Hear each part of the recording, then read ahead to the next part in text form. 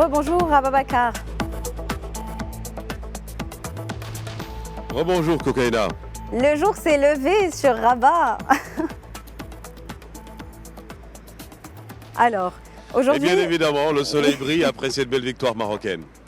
Alors, on félicite encore une fois l'équipe nationale. Donc, comme on avait dit tout à l'heure, on va essayer un petit peu mieux de comprendre le jeu de l'équipe marocaine. On l'a un peu analysé avec notre invité un peu plus en amont. Et surtout, les enjeux, que certaines choses, certains impacts, quels éléments vont avoir certains impacts sur le jeu de l'équipe marocaine.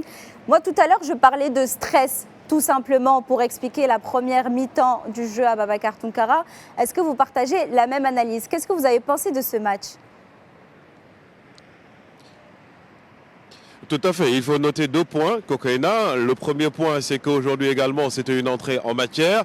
Le Maroc qui a l'habitude de jouer des grosses compétitions, mais pour la CAN, il y a toujours cette envie de gagner cette seconde étoile derrière laquelle le Maroc court depuis plusieurs années. Et si certains même pays africains, quand on leur parle du Maroc, ils disent que, écoutez, vous avez fait une belle performance au niveau de la Coupe du Monde, mais il faudrait quand même que vous puissiez faire vos preuves dans le continent africain, le continent du football africain également.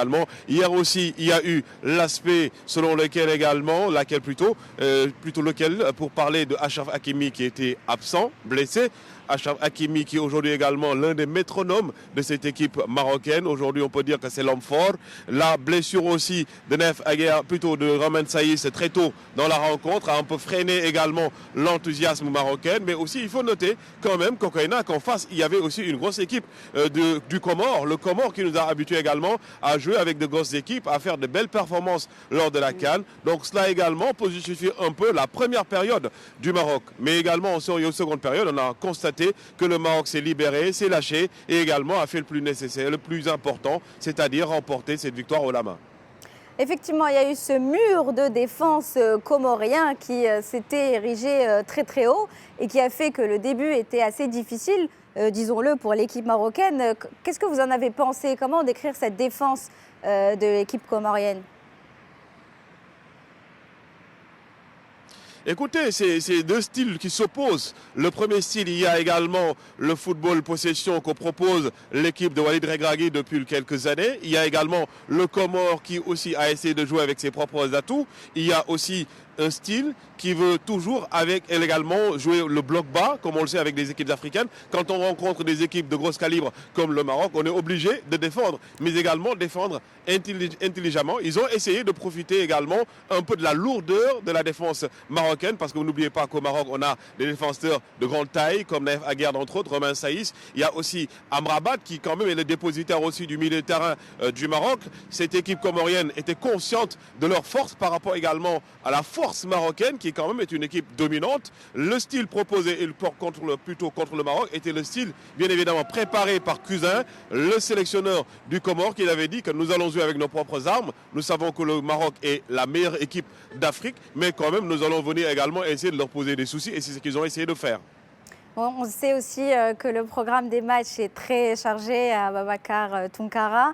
Après ce match d'ouverture, il y en aura d'autres. Est-ce que vous pouvez peut-être nous dire quelle est la suite de l'agenda sportif, du moins pour cette journée?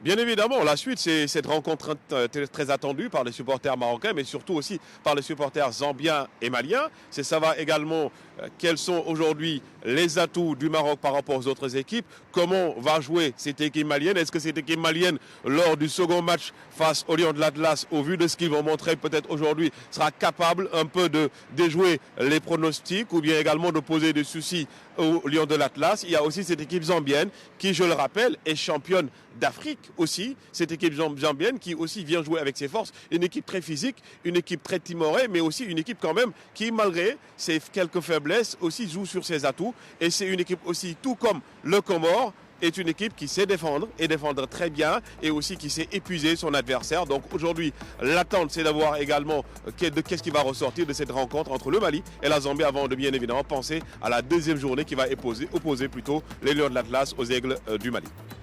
Bon, avant de parler du Maroc et du Mali, qui sera un match attendu, votre pronostic à Ababakar, Mali-Zambie?